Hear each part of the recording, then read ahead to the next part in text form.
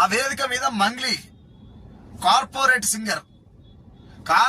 Singer Telangana ప్రజల మట్టి వాసనగా పుట్టినటువంటి మంగ్లీ పాట. అంటే మంగ్లీది తెలంగాణ కాదు, తెలంగాణకు సంబంధం లేదు. కాకపోతే తెలంగాణ ఉద్యమ టైంలో తెలంగాణ మట్టి గొంతు కనబడుతున్నదన్న నేపథ్యంలో అవకాశాలు ఇచ్చి అవకాశాలు వచ్చినాయి. అద్భుతంగా వాడింది, మంచి పేరు వచ్చింది, బాగుంది. కానీ ఇలా పేదల పాట పాడేటువంటి పనులు లేదా.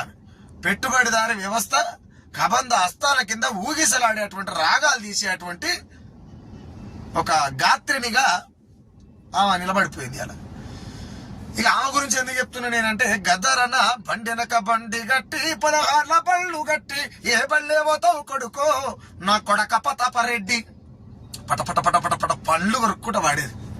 తెలంగాణ ఆత్మగౌరవం అయింది పాట. అలాంటి పాటను తీసుకొచ్చి ఆమె వంపులు, ఒయ్యలు, రసాలు, నవరసాలతో పాట పాడుతుందా. సినిమా రంగం పాట పాడినట్టు పాడుతుంది. ఎంత సిగ్గుచేటు నిజంగా.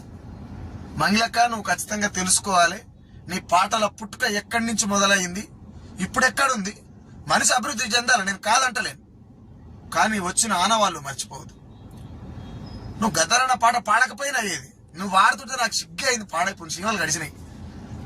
ఎంత సిగ్గు సెట్ అంటే, గద్దరన్న పాట ఎట్లా ఉంటుంది ఆ పాట. గద్దరన్న పాట తెలంగాణ ఆత్మగౌరవం అయింది. ఇక్కడ ఉన్నటువంటి దొర భూస్వాములకు ఉత్సవం ఒప్పించింది ఆ పాట. అటువంటి పాట పట్టుకొని నువ్వు ఏం పాడుతున్నావు, ఆ కుప్పిగంతులు వేసుకుంటా, నీకు ఆర్కెస్ట్రా ఓ పనికి వాళ్ళు ఇవ్వరం అంతా. ఎంత విచిత్రం ఇది, చాలా విచిత్రం. గద్దరన్నని నిలువును అవమానించారు ఈ అవార్డుల పేరుతోటి.